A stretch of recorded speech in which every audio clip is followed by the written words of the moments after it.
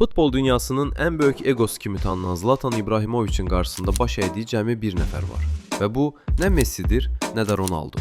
Bu onun en yaxın dostu Maxwell'dir.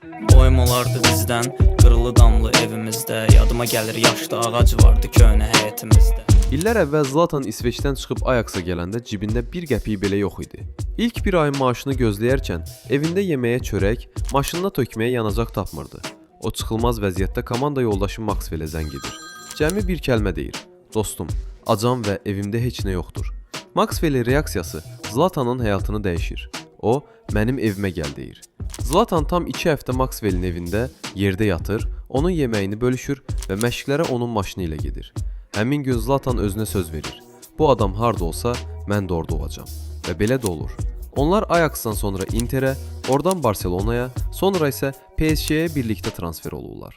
Maxwell karyerasını bitirəndə Zlatan deyirdi: "O mənim üçün bir qardaşdan daha artıqdır." Bəs sənin həyatında ən çətin anında yanında olan Maxwell'in kimdir? Onu rəylərdə etiketlə ki, ona olan vəfanı hər kəs görsün.